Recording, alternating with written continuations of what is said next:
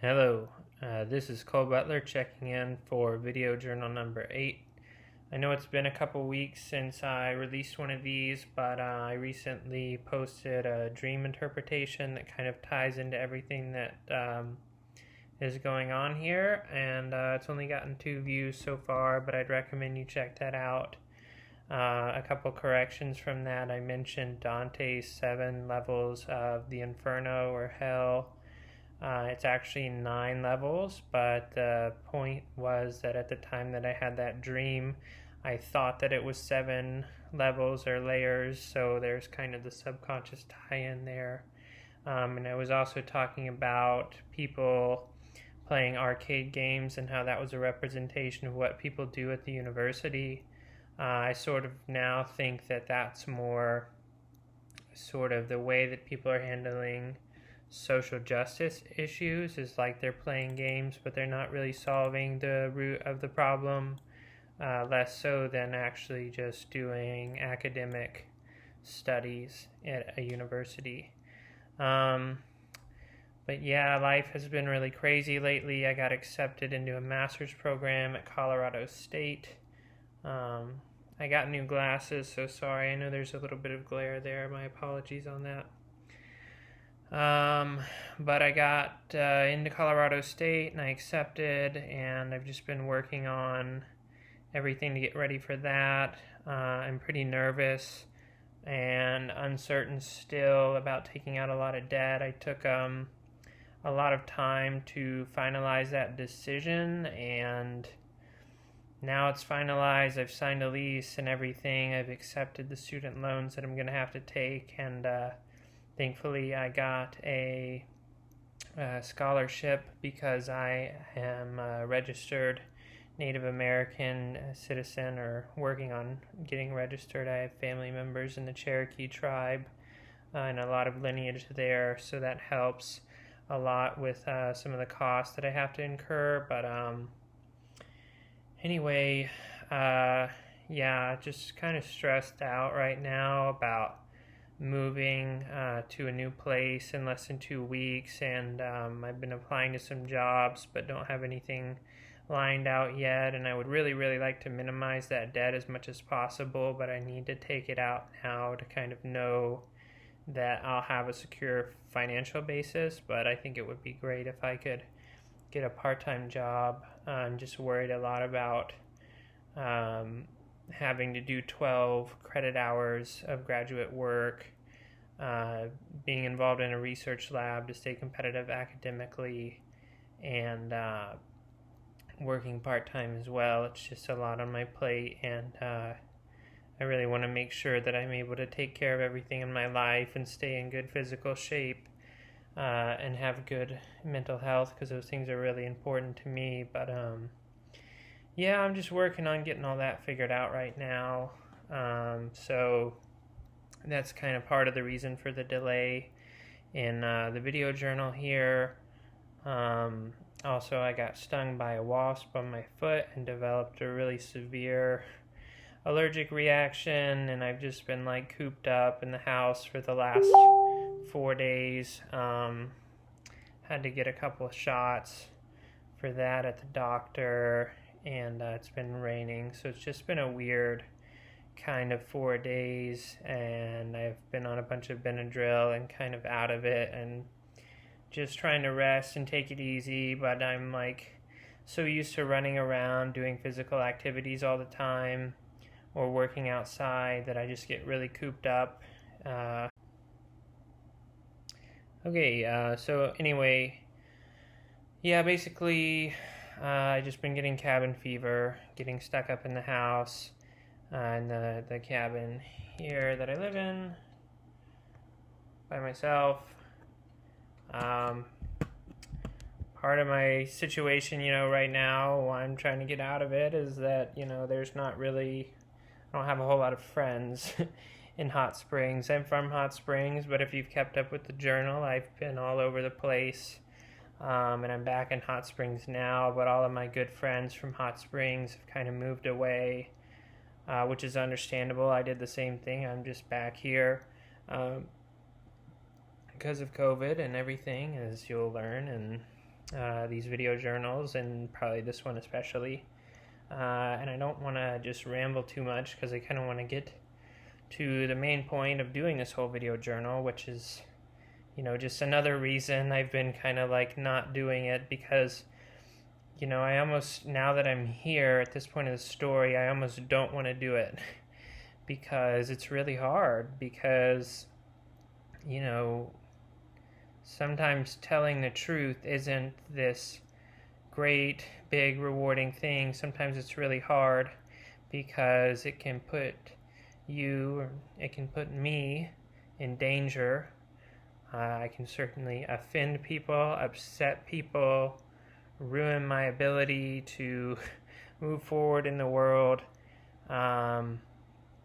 Just a whole lot of bad stuff. I mean, already some of these video journals have kind of garnered some negative reactions here and there, or elicited, I think, some difficult emotions.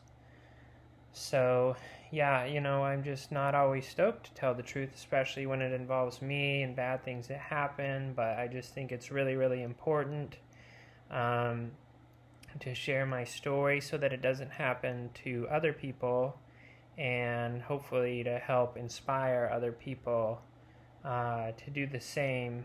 And I hope that even though it does kind of suck sometimes, I can be a model for others who are in difficult situations where they might be getting taken advantage of and they're afraid to speak out or do something about it, for other people to be able to see that you can still be okay and taken care of and fine, even if things get difficult or you're not sure about your future in a scary situation or a bad job situation or a toxic environment or whatever it may be.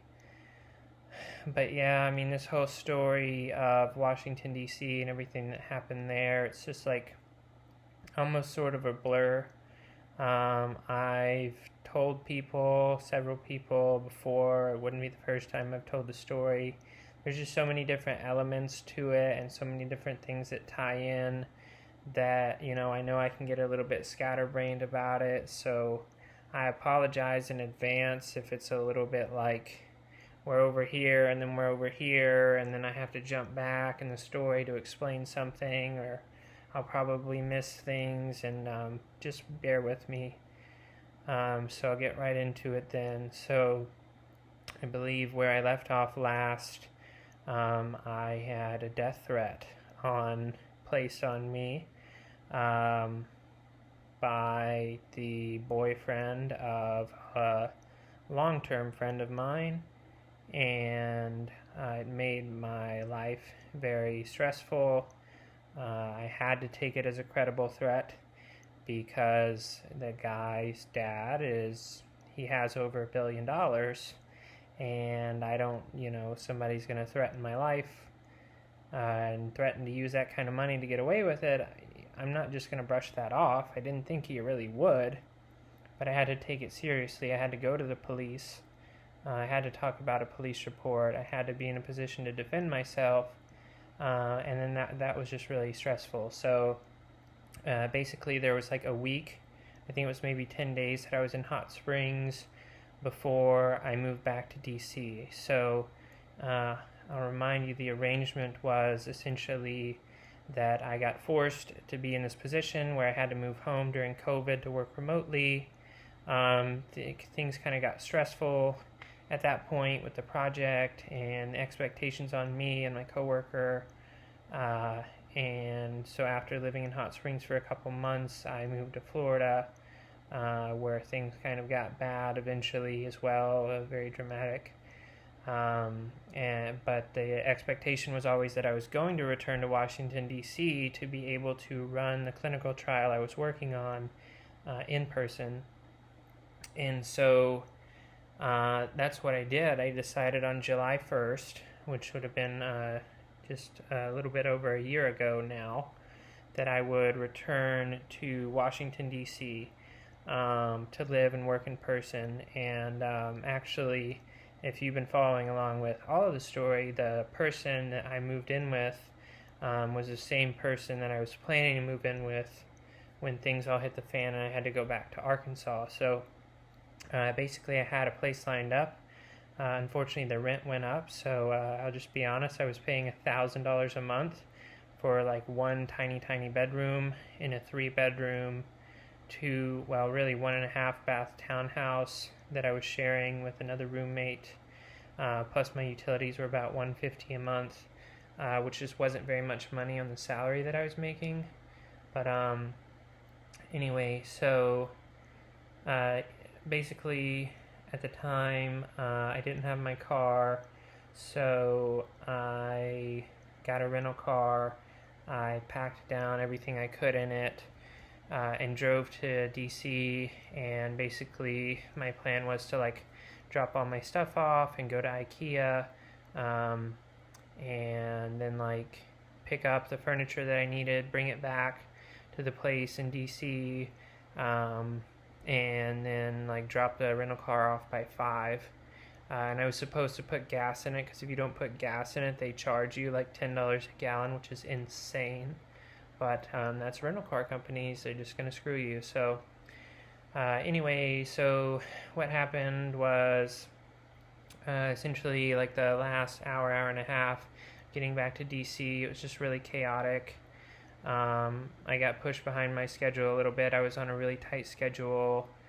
I got to the place and like quickly unloaded everything, and I was like a little bit distraught. And while I was on the way, I found out that somebody somehow had like gotten my credit card information and had spent like $200, and so I was trying to get that reversed while running around.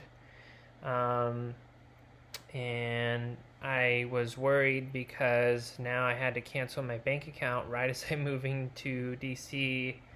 And I'll also say that when I got to my place in DC, there was like 3 cops on my street. And I met the landlord. I was like, what's up with all the cops? And he's like, well, they're here for your protection, actually, so it's a good thing. And I'm like, well, that's great. I'm glad they're here to protect me, but why did they even need to be here in the first place?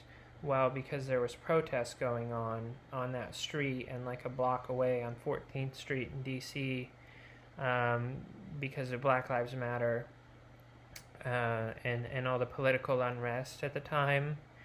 So things were getting pretty chaotic. I had bars on my doors and like a sign in the yard that said, I don't know, it was like a smile, you're on camera kind of thing, and then a camera peeking out the window. So it was just a very like, this isn't safe kind of vibe. And anyway, so I got there, I was stressed, on a time crunch, got credit card fraud on my account. I still hadn't really dealt with the whole death threat thing at all, or faced that emotionally. And essentially had to go down to College Park, Maryland, to IKEA to get some stuff. And when I was there, the lady like double scanned my chair. So like I bought an office chair. Actually, it might be this literal chair. It was the same model, but they should be like $75, I think. And the lady like double scanned it. And then like, because I had to return the rental car, I couldn't go back there and like ask for my money back. And I tried to like call them, and it just like went straight to voicemail. And it was just like, there's no call center. I emailed, I never heard back. So just like got screwed out of $75 right there. So if you're seeing a trend here, I was too. Things were going very wrong. And I managed to get my rental car returned by like just 5 p.m., just like barely. But I remember my first night there in the Columbia Heights neighborhood in DC, just like all that stuff went wrong. I was just super stressed out. And I remember like being in the train station and just like feeling like everything was just going wrong, and like calling my mom like, what do I do? Just felt like the world was falling apart. My finances were severely dwindled. my credit card got canceled. Thankfully, I had another bank account on another credit card, and I was able to get some money fronted to me to cover the intermediate period until I could get my funds returned to me. But yeah, like just everything that could go wrong went wrong that first night, and I'm pretty sure it was over a weekend, or no, I think I had some scheduled vacation time. I was supposed to take a vacation, and it ended up just coinciding like right when I was supposed to move back. So like I used that time to move back basically instead of taking a vacation. But I just come out of Florida, so it was like, fine with it or whatever. But yeah, so that just really like paints the stage for like what my experience was when I was actually in DC. And so, but I got there, I got all my stuff, in. It took me a while to like get settled and build all my IKEA furniture. And just get back into the routine of things and set up my room and unpack. But, I was there, and I was like, I had made it, and I just was like, even though, like, everything seemed really bad, like, it was the middle of COVID, shuttles weren't really running back and forth to campus, there was no vaccine, so you had to wear a mask, and you couldn't really social distance, like if you had to ride the trains and stuff like I do. There was a lot of political unrest. This was right before the 2020 election, and Trump was still in office, and so there was like all that, rage in the nation's capital, and obviously all the Black Lives Matter stuff was very hot in the area. I remember one time just biking around DC following the cops who were following the protesters on a rental bike, and there was a big group, probably like 100 like Antifa kind of members all dressed in black, and there was like just so many cops like blocking off streets, and there was like 15 of them, I think, on bicycles, and I was just trying to bicycle behind them and like see what was going on. But anyway, it's just kind of how it was. But what I was getting at was, despite everything going wrong, I just started to think like, okay, I'm here now, I have a mission. I'm here to do one thing, and that is to work as hard as I can to do a really good job, and to just really catalyze this job as a transition into going into a clinical PhD program, because that's the whole reason I was doing it, and I was like, all right, I really need to buckle down, I need to work hard, I need to be on it 100%. And so that was kind of my mindset. I was like, yeah, everything's going wrong, but I'm here to do a good job. I'm here for one reason. This is about the work. So let's do it, let's go, let's buckle down.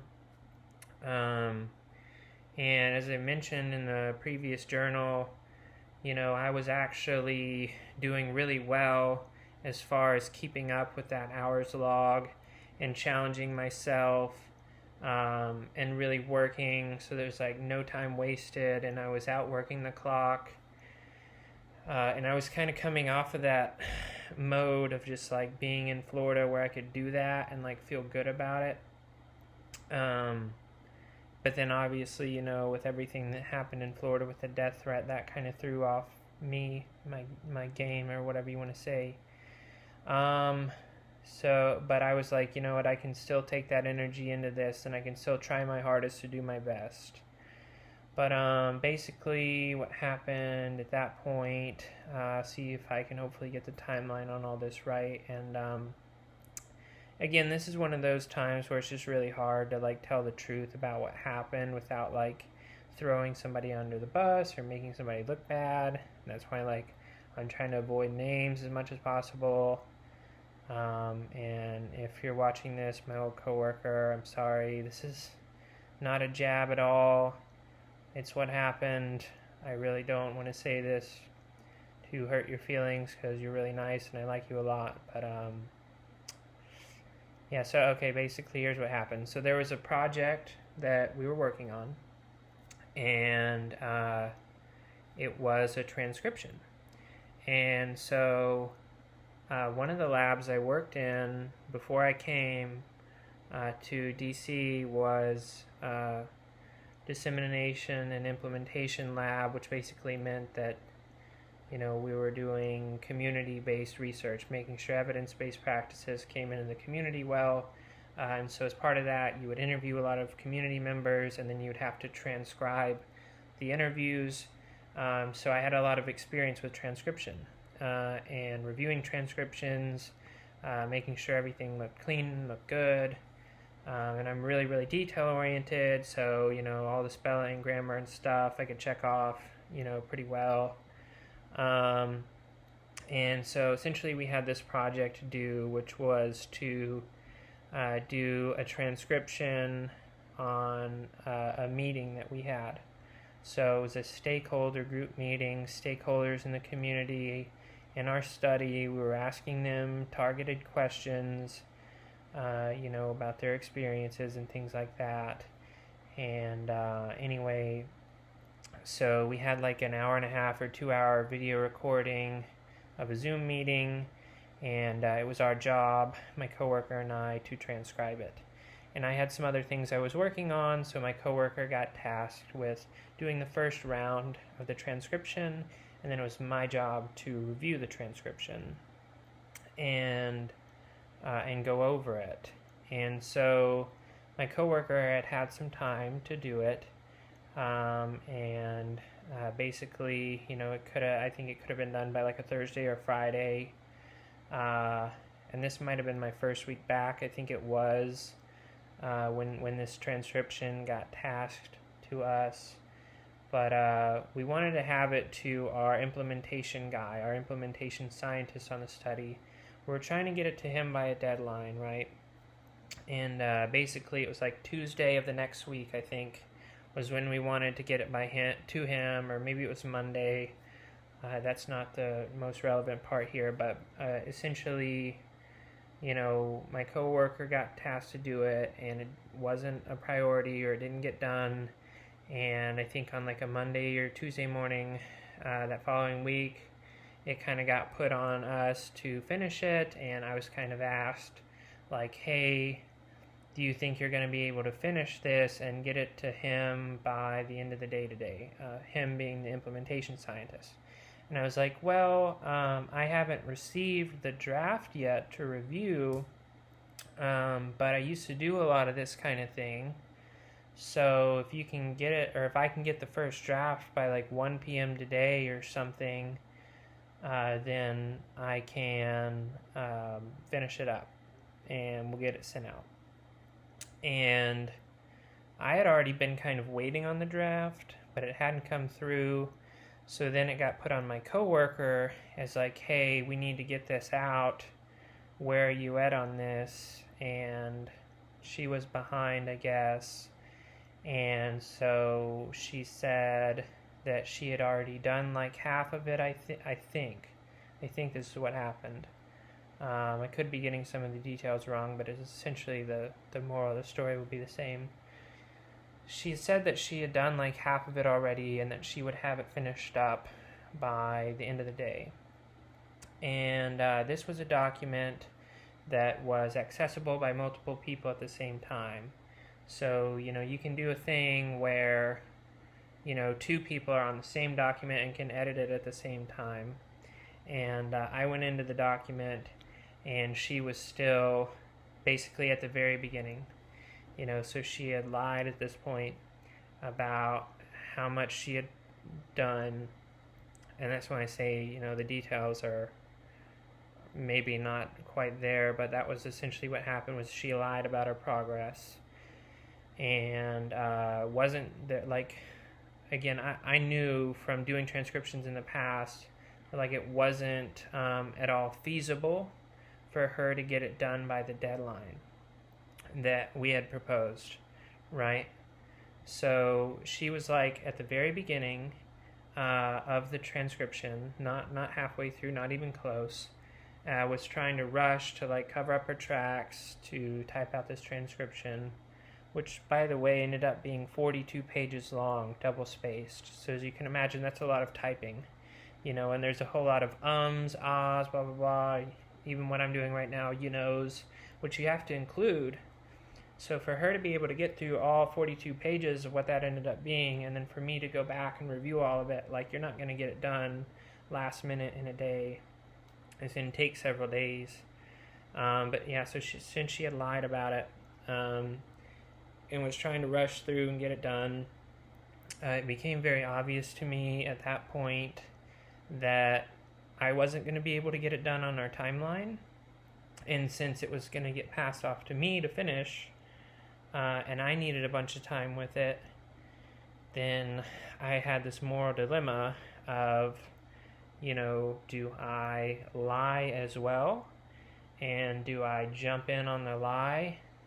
And then to even do that, I would have had to have outworked the clock and essentially stayed up really late trying to get it done, which just wasn't going to happen. And then turning it in, and essentially there was no reasonable way for me to have joined in on the lie, or I could just tell the truth to our supervisor, and then we would have to deal with the consequences of what that is, because now we're pushed back on our deadline that we wanted to get this thing out. Now we can't get it out, and then now it's even worse because my coworker lied about it, and then everybody's gonna find out. But then the burden is on me to tell the truth or not. And on top of that, the work was very, very sloppily done because it was done in such haste that it was full of mistakes, which were taking a long time for me to be able to go back and correct all of them, like I said, in a detail-oriented, kind of clean manner. So basically what happened was I had to tell the supervisor, and I had to basically be like, hey, my coworker, she's not where she says she's at on this, and there's really no way I'm going to reasonably be able to finish it by our proposed deadline. For me to be able to do my job, I'm going to have to correct a lot of these mistakes. And my supervisor basically said, okay, I get it. And my supervisor asked me to send a sample section of the transcript to see what I was having to correct, and it was basically all of it. So at that point, it would have just been faster for me to transcribe it start to finish than to actually go through and fix all the mistakes. And so this made the situation very uncomfortable. And then basically my supervisor was she more or less asked me to bring this up with her to my coworker in our group meeting, our group supervision. So my coworker and I, since we had the same job, we would meet with my supervisor about once a week, and we'd all have kind of a group thing where we could talk together about things that are going on in the project and get feedback, etc. So then it kind of got put to okay, well now, I am getting my coworker in trouble, and I am actively involved in the process of punishing my coworker for that. I mean, that was how it was put to me. Is that now I have to take a leg up, a step up to more of a supervisory role, and kind of come at my coworker, which, yeah, this sounds bad because it is. This shouldn't have happened. As putting it on her to be hey, what's the deal?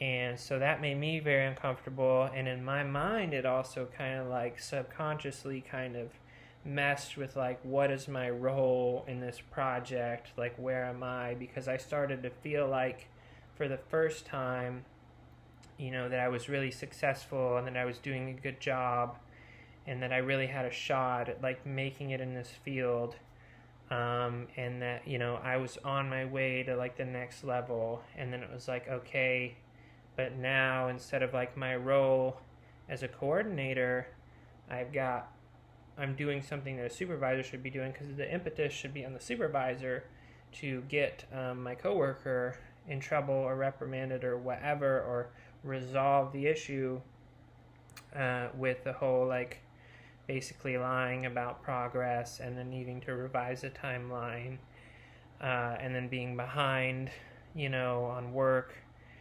That's just not a good situation at all. I didn't want to be in it, and I don't even want to talk about it now. But again, it's important to just go back and be honest and truthful about all this.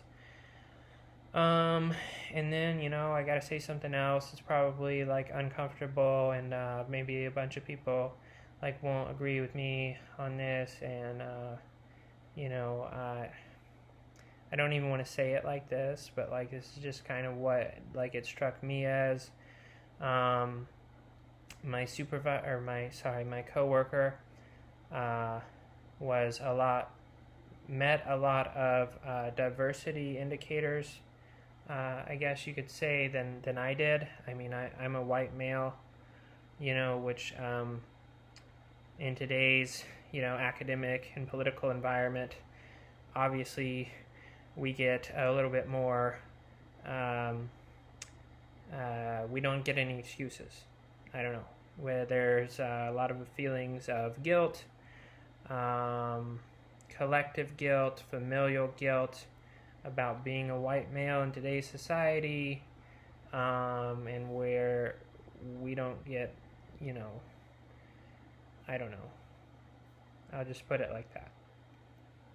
And but my coworker was a lot more diverse than I was, and it was a very diversity forward kind of institution, and so she was a more diverse one than I was, but we both, my coworker and I, within the next 2 or 3 months were up for our contract renewals. So we were both on 1-year contracts, and it was like at the end of it, we were going to maybe or maybe not get offered another 1-year contract to continue working on the study. And, but we had to meet, performance, obviously, to get another contract. So I felt like at that time there was a hesitancy from my supervisor to reprimand my coworker because she was very diverse, and it wouldn't look good for them to get rid of the more diverse coworker, which also at the time, I mean, my coworker just wasn't working as hard as I was. I don't mean to again sound bad, that's just how it was. I was working harder, and there's probably reasons for that are totally explainable and fine, but I was just holding myself a little bit more accountable, I think, and working a little bit harder. I mean, that also just goes back to personality. I'm extremely conscientious and industrious. It's just kind of how I am, which led to some tension also. So essentially, there was this, there was a few factors going on here at this point in time. Was that, I was supposed to be involved more or less in the reprimanding of my coworker. We were up for contract renewal. My coworker wasn't working as hard as I was, and it looks pretty bad to maybe not give the diverse coworker another shot. There's more of a kind of an atmosphere of like, let's help out people from more diverse communities, give them a shot, and that all led to just it never happening. The coworker never got in trouble. It never got brought up. It was planned to, it never did. So now this whole thing is like repressed, right? Of like, there's supposed to be a coworker coming on board, sorry, I'm getting my stories mixed up. My coworker was supposed to get reprimanded, and then now it didn't happen, and then now all these factors, all these things that should have been discussed are just repressed in the subconscious mind. And so, that was one thing, right? And then just kind of go back a little bit, because I did just remember another kind of factor of all this. We were supposed to get a postdoc on our study, which, if you're not familiar, that's a postdoctoral fellow. Basically, somebody who was doing what my coworker and I were doing, except instead of having a bachelor's, they have a PhD. And it's a way of helping train the postdoc to go into a faculty position as like a tenure track professor. So we were supposed to get a postdoc. I might have mentioned this already. I don't think I did, but basically we flew out. I can't say I did. But my employers flew out this postdoc from Australia. We had lunch with her, interviewed her, met her, showed her around. She felt really good. She was supposed to join the study. This was like back when I started in October or so, and then she couldn't move to DC because of COVID, and her husband would have had to get another job, and she wasn't going to make much more money than I was making. And so anyway, when COVID hit, she was in Australia. She was like, no, I'm just not going to move, right? And so that meant that my supervisor was having to do a lot of the duties that the postdoc would have otherwise done, because the postdoc would have been my supervisor and my coworker's supervisor, right? But my supervisor was only budgeted like 20% of her time to supervising us, my coworker and I, and working on the study in general, and she was spending just way more of her time on it than she had, and so she was very stressed out. She was working a lot, and she was nervous about the upcoming academic semester, because she also taught several courses and worked on other grants and other things, and we really needed somebody. We really needed our postdoc, basically. So my supervisor was having to work extra hard, filling in that role so that the study could keep going, and supervising us. And I know there were some issues because my supervisor told me directly that, sometimes if I didn't do this as far as I knew, but my coworker, sometimes if a project didn't get done, then my supervisor was going to have to stay up late at home working to correct basically everything that had not been done. So like, if you can imagine like a long typed out document that's full of errors, well, instead of just typing it out and doing it right the first time, if it goes to my supervisor to check off, she's got to undo stuff and then redo it. That takes longer than just doing it right the first time.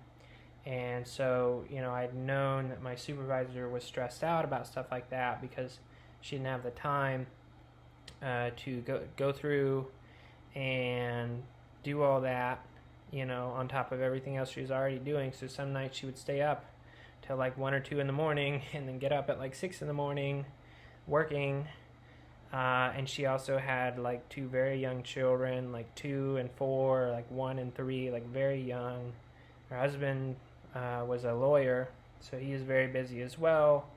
Just very high stress, high tension kind of environment. And so there was a lot of justifiable reasons for things to go wrong, not least COVID, obviously having to rework all of the study. And then another major thing was our study timeline, which again, I may have already mentioned this. I'm sorry if I'm repeating myself, but essentially, if you're getting money from the National Institute of Health, so I'll just use the numbers from our study. We were getting $3.1 million, right, at our site at Maryland, and we're also getting $3.1 million at Seattle Children's. I can't really say we. Seattle Children's Hospital was getting $3.1 million in direct cost, which basically means that's what they give us. And then they also give the university some money. So something like 70% of that just goes to the university to have. But the direct cost at $3.1 million, more or less, mostly covers salaries, supplies, just stuff like that. And so that was all budgeted out, but they don't just give you $3 million, right? You get installments every 1 year, and so what we got was like about $750,000 for the first year, to cover like my salary and my coworker's salary, everybody's salaries that was on the project. I mean, there's like probably 30, 40, probably 40 or 50 people involved in the project in some way. Anyway, so we get the $750,000, and then the person who gave us the grant, or the body really who gave us the grant, that was the National Institute of Health, specifically the National Institute of Mental Health, which is like the largest funding body that there is. They give us some money, and then they assign somebody who's called the program officer to be the one who kind of oversees how that money gets used, if it's being used properly, if it's justified, if your costs are justified, and whether or not you continue getting money, right? So my coworker and I, we're trying to make sure we continue to get our positions, and obviously the management of the study is trying to make sure that the study continues going, right? And so one of the ways that you communicate with your funding body, the NIH for us, is that you give them what's called your RMRs, which is essentially your recruitment milestones. And so you might say, well, when we start up, we're going to enroll 10 people in the first month, right? And then we're going to enroll 20 people the next month, and then 30 the next month, or however you want to do it, right? And we kind of envision, it's going to take a little bit to get everything going, and then the numbers are going to go up. But basically, like I said in the past, they were hoping to get the study started within like 1 to 2 months of my arrival. And then so with COVID and everything, we're like 8 months in. We had all these delays with the Institutional Review Board, which I think I already talked about. And so I got put on my supervisor again to update these recruitment milestones, right? And she kind of showed the numbers to everybody and was like, okay, here's what I'm thinking. We're already a year behind. Now we have to explain to the NIH, why we're behind. And then we have to update our recruitment numbers, and that ensures that everybody gets paid, that the money keeps coming in, right? So again, here's just another factor to add to the stress, is that because of COVID and regulatory red tape and all this stuff, we're like way behind on our milestones, and we really need to get going. We really need to recruit to keep the study afloat and going. And then when my supervisor came up with the numbers, everybody was kind of like, yeah, I guess that looks good. So it's kind of on her to be like, okay, well, like, is this really what's going to happen? Like, are we really going to get our goal of this, amount of recruitment? And so, I want to lay out a lot of these factors on the front end before I get into, some of the more stressful stuff that actually happened, because, there's reasons for all of this, and I don't want to point fingers at anybody or lay blame. It was just like a cocktail of things that went wrong, in a way. But anyway, so yeah, I just kind of had to, again, jumping around, kind of go back and look at some of the factors that led to things slowing down.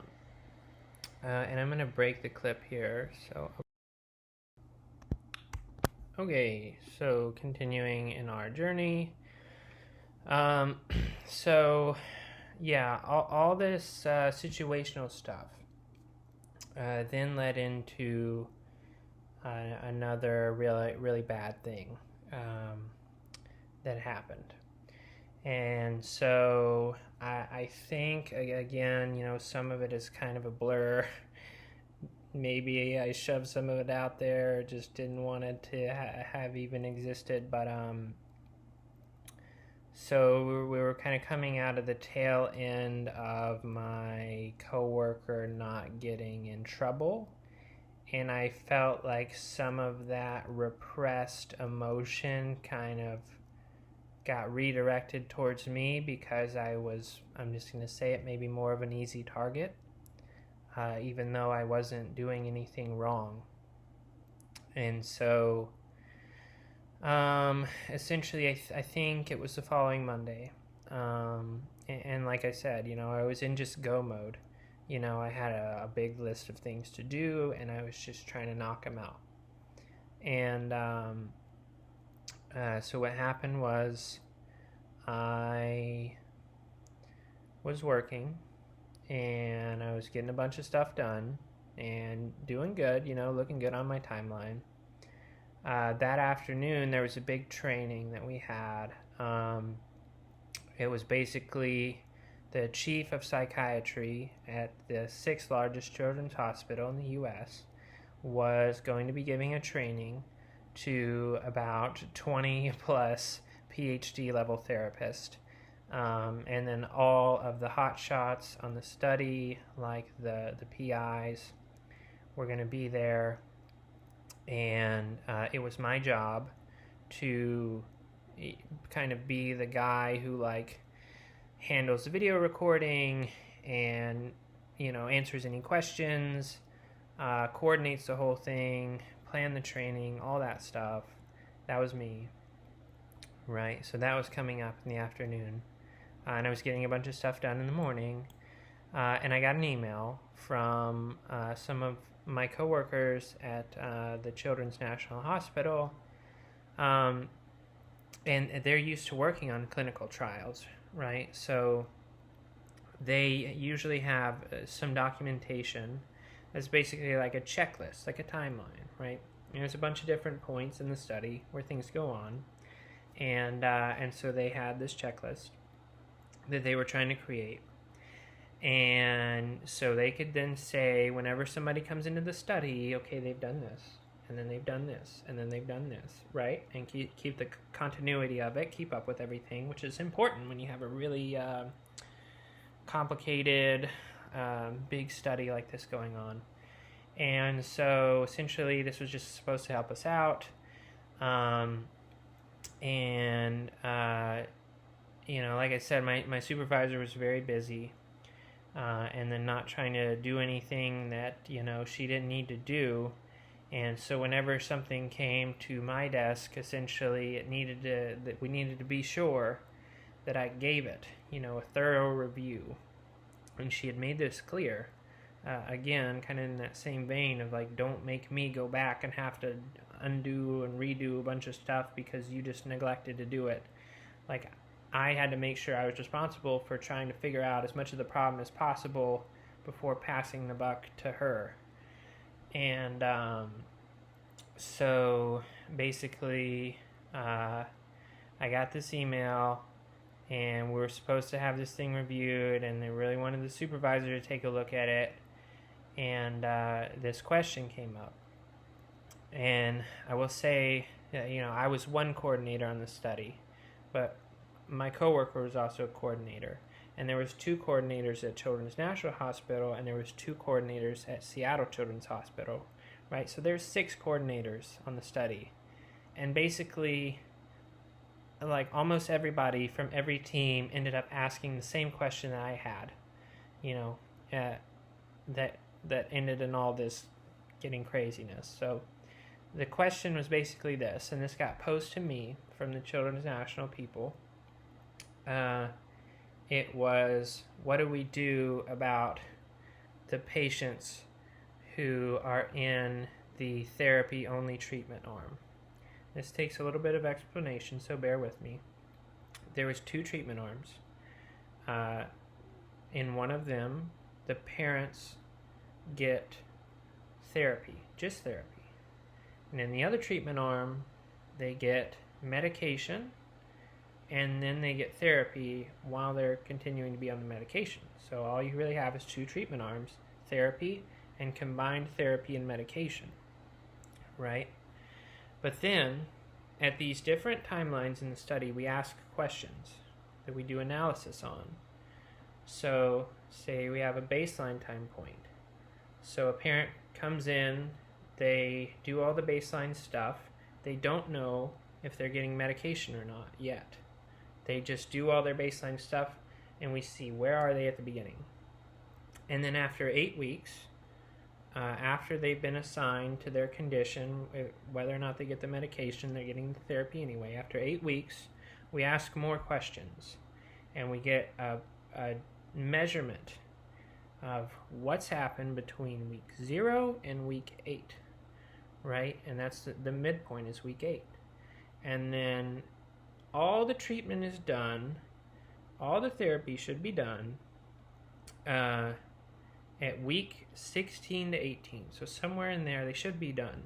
And then they get questions again, right? No matter what group they're in. So you got 2 conditions along a timeline of baseline beginning, midpoint, 16 to 18 weeks, they're done with treatment, and then later on there's a follow-up, and then they get more questions. So the question that got posed to me was, when do the parents who are in the therapy-only condition start their therapy? And if you think about this, it's like, wait a minute, that's a good question, because, okay, think about this. You have a parent who's getting medication and therapy, right? Assigned to that condition.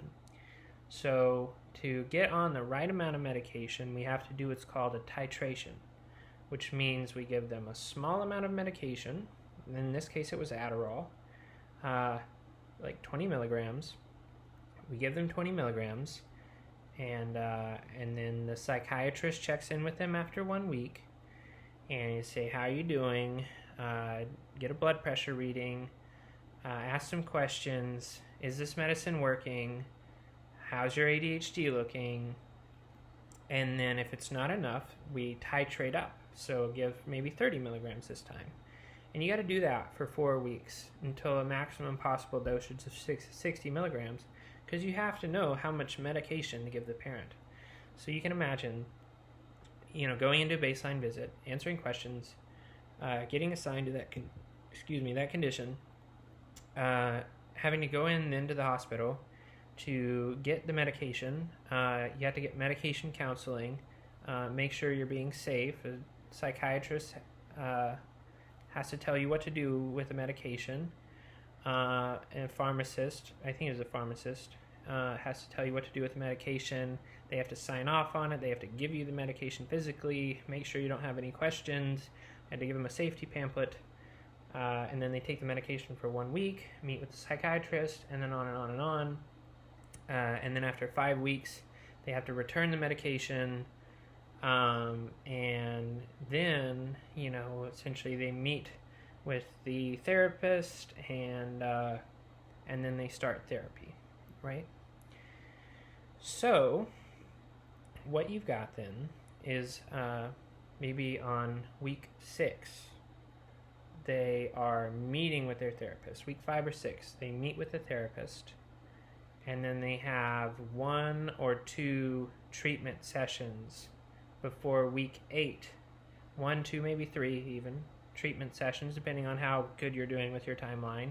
But probably, let's say 2 therapy sessions, right? And then they get an assessment, the midpoint assessment. So during the course of all this, they're not actually on a stable dose of medication. They're on a fluctuating dose of medication, essentially. And they haven't gotten any of the therapy hardly. They're just starting. Whereas you have a parent who isn't getting the medication, well, they're just going to start therapy right away, probably. So now they're going to be like 8 weeks into the therapy by the time you take that midpoint assessment. So this creates a huge difference in what you're measuring. Like, how can you accurately say what the medication is doing if, you're comparing, your therapy at 8 weeks to 5 or 6 weeks of finding out how much medication to give and then 2 weeks of therapy. That's not really the same as figuring out the medication, starting therapy, and then measuring at the same time point as the therapy-only parents, basically. To me, that's a statistical problem. At least, that was how I thought about it. And I think, now it's still a statistical problem that you have to sort out, and the other issue is the parents in this study are getting like 10 weeks of therapy, right? So if you got a 16-week treatment course, then you've got a parent in the therapy-only condition that does 8 weeks at the midpoint, right? And then they have 1 or 2 weeks, and then nothing until that 16-week assessment. So what's happening in the nothing, right? Not nothing, but 4 or 5 weeks until they get their final assessment versus, the parent who is getting all the medication, they get 1 or 2 weeks of therapy, and then a midpoint assessment, and then the rest of the therapy. To me, that brings up a really serious question of, are we really measuring what we're supposed to be measuring at the midpoint with this sort of timeline? And so, like I said, I was supposed to do as much research as possible into this question before I went out and asked my supervisor to double check for me and make sure I was right. So I went and I looked in a bunch of documents, and I know in another video I talked about there's just like so many documents, it was crazy. Our main protocol was like 50 pages long, super technical information. I'd read it several times, I was very familiar with it. Our consent form was 20 pages long, and then there was probably 20 plus other IRB documents. That was just the IRB documents, and then the grant documents, there was probably 20 of those, and they also had several multiple page, highly technical information kind of documents there, but I went through a bunch of them, and I made sure, I said, okay, well, do we really answer this specific question at any point in time? And to me, I thought, okay, well, the parents who are in the therapy condition, they really should be waiting to start the therapy so that they've had the same amount of therapy at the midpoint assessment in both groups. And then they're just ending their therapy at the final assessment, at the same time. So they're on the same timeline, right? And there was nothing, there really was nothing otherwise to indicate in these documents that wasn't the case, that they would instead be starting therapy right away, which would lead to this whole statistical measurement problem. So I did all this research, and I looked into it, and I just couldn't make sense of it. I was like, okay, it has to be this way. And I said, I'm like 95 or 99% sure that the patients in the therapy-only condition should wait to start their therapy. And but I was okay with being wrong. So I said, okay, that's what I think, but I'm okay with being wrong. And then I CC'd my supervisor in that email. I said, okay, Christina, can you double check? And she basically said, hey, you should really read, this is my supervisor, you should really look into these before providing a response. You're definitely wrong. And they'll be starting therapy right away. And I was like kind of floored, because I was like, how? It was like, that doesn't make any sense, right? Again, but I was weird on where my position in the academic hierarchy was, because of, the whole needing to rain down the judgment kind of task that I got assigned to do And so maybe that played a part in all this, but basically I wanted to know. I wanted a academic, statistical explanation for how, because I was just trying to learn, and that's what a supervisor should do, or a mentor should do. And this was the only mentor I really had, because my actual boss wasn't really mentoring me. I said, this doesn't make any sense to me. And she said, well, our statistician already figured it out a long time ago before you came on. This is over and done with. And she basically looked at it like I was arguing with her and just trying to make a big mess of it, and I wasn't. I was trying to explain my reasoning. I was trying to say, like, look, I did my research. This is what I came up with, and it just doesn't match. Like, if I'm wrong, that's fine, but can we just, like, go through this and help me understand, right? And so that led to me getting on a phone call with my supervisor, where she was very, very hostile towards me. And it basically, that's what I kept hearing, was that no, the statistician already, figured this out, and it was a long time ago, and you're wrong, and he knows how to handle it. And I was like, why don't we just email him? She's like, no. And essentially it kind of became a thing of like, I'm your boss, so shut up. Know your place is how I kind of felt. And that I should just defer to her authority, basically. Which ultimately I was fine with doing. I wasn't trying to challenge her on this, but I did push back a little bit because I felt like it was very important, because I felt like if, we got this issue wrong, then that was really going to mess up the data and the analysis. And it was like, that's a huge problem. And we didn't need huge problems right then, right? But I was willing to bring it up. And so basically it came down to my supervisor getting really, really mad at me.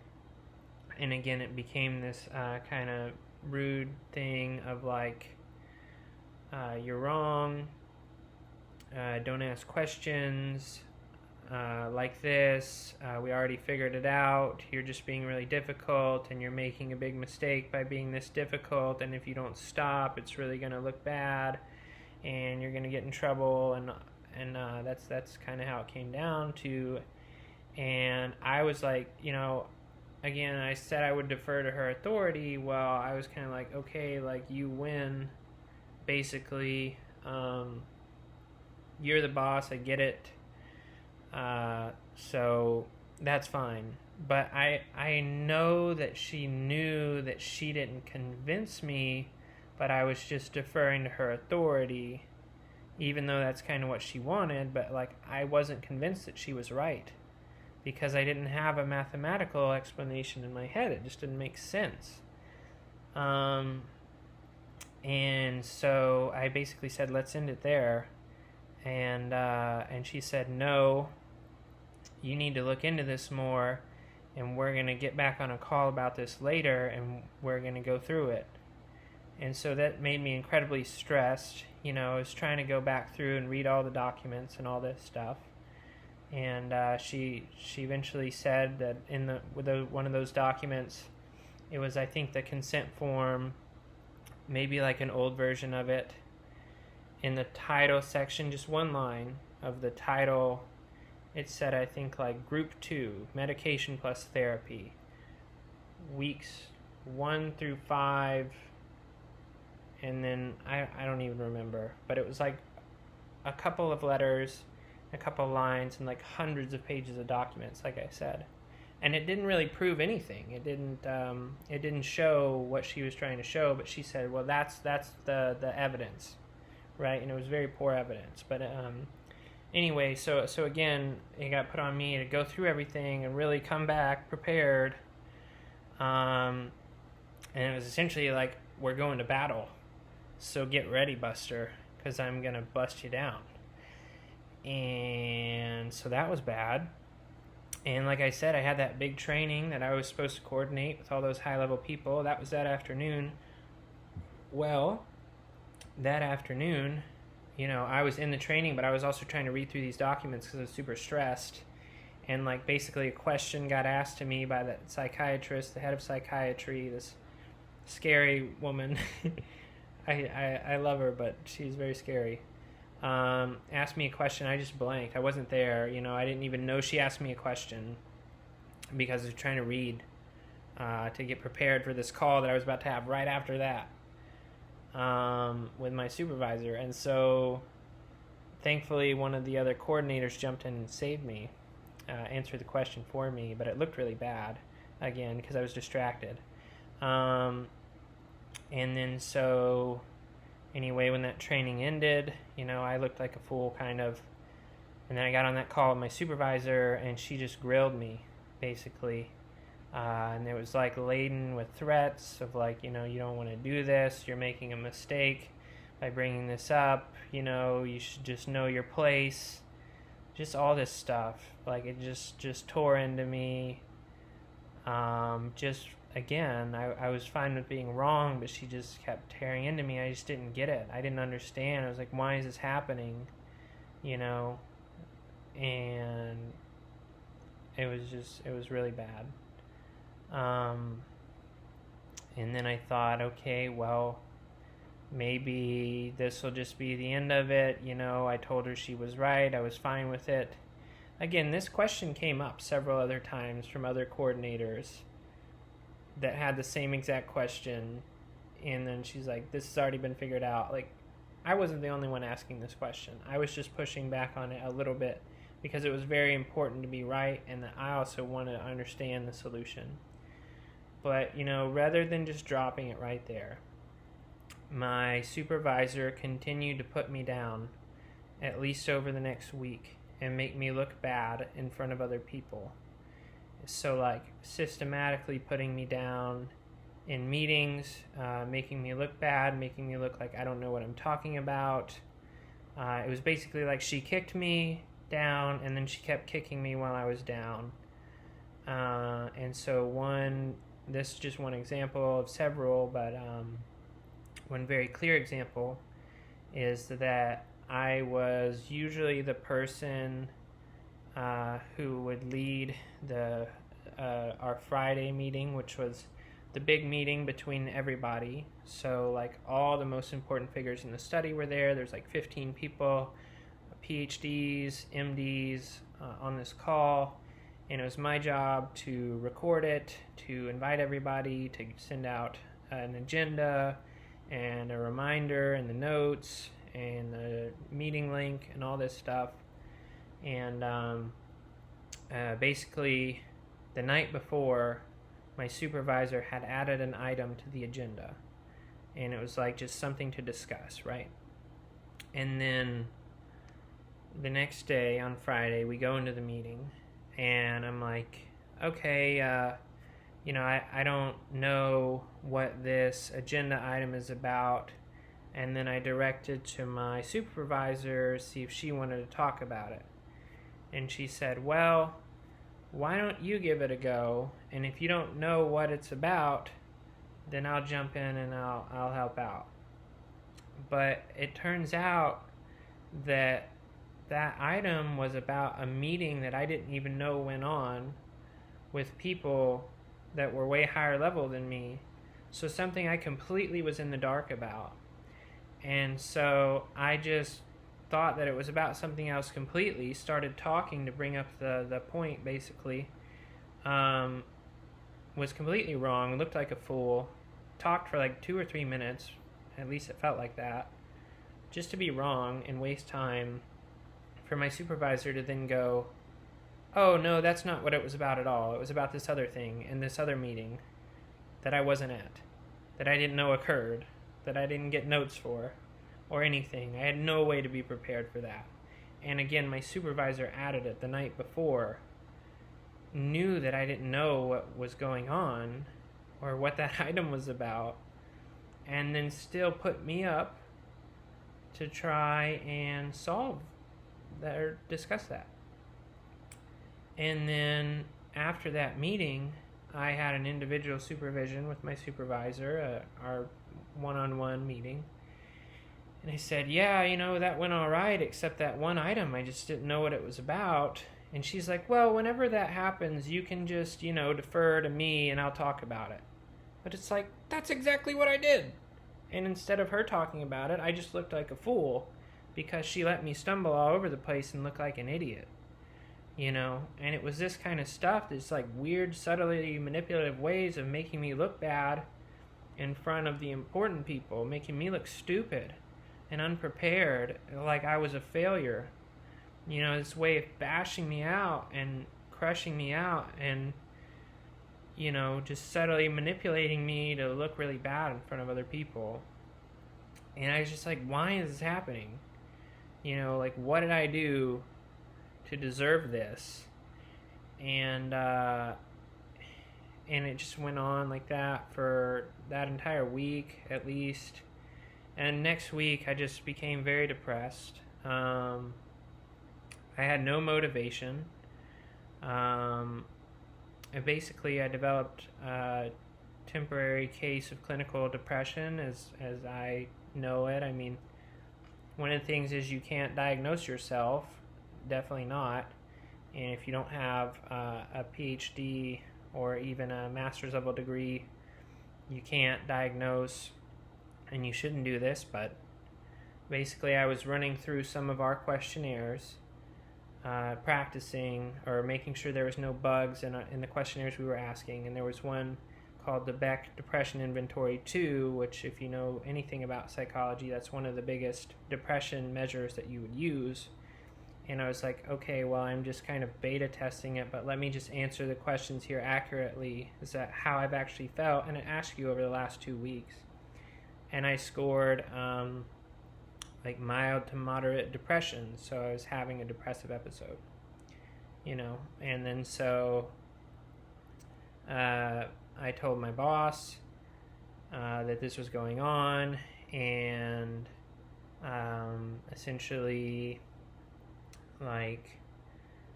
they told me to get help, so I got counseling, and then I was also in an employee assistance program, which is more counseling, so I was seeing 2 counselors.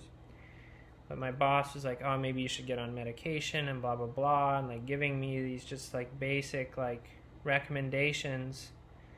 But it was you are the problem. How are you going to tell me to take a pill when the problem is this situation that I've been put in? Because I was made to feel like I'm at the bottom of the barrel now. I'm worthless. I asked the wrong question. And then now I was being systematically put down by my supervisor. And then so it was well, what am I supposed to do about that? Well, I'm depressed because my work situation sucks. I'm up here in COVID. It's super stressful. I'm not making hardly any money. I'm trying to make myself competitive. And then now, just in trying to understand and do a good job, I have just been completely beaten down and made to feel worthless. But then they just, it was trying to poke me with a stick saying, hey, wake up. It's hey, you're doing a great job. But there's a very big difference between telling somebody they're doing a great job and thinking somebody is actually doing a great job and telling them they're doing a great job. Because people can pick up on when you don't really believe something, but you're just saying it. You're just telling somebody that. And so I knew that they didn't actually think I was doing a great job. They were just trying to poke me with a stick to get me to wake back up and feel good again, but it's just that's not going to work. Or giving me an SSRI isn't going to fix anything. Even if I go to a psychiatrist and get one, that's not going to help, because this is the problem. The work is the problem, the supervision is the problem. But basically, my supervisor had written all of the documents, the grant documents on the study, and she was she's essentially the person who wrote all the documents. She was doing all the work. My actual boss, she wasn't doing much of the work. She was sitting in on the meetings and contributing where she could, but my supervisor was basically my boss's right hand and the primary point person for this entire project. And so she needed to be there. She did a lot of the work. She did a lot, like just a lot of the legwork, the supervision, the talking to the PI, and she did a lot of it. So she needed to be there. And she'd been in the lab for like 6 years, and my boss had given her a job at the University of Maryland. And so like it was like, well, even if she's causing problems, who's gonna go, me or her? Well, me, you know. And this is getting really long, so there's more to talk about, but I'm just gonna stop there, and I'll try to pick up next time. So thanks for watching.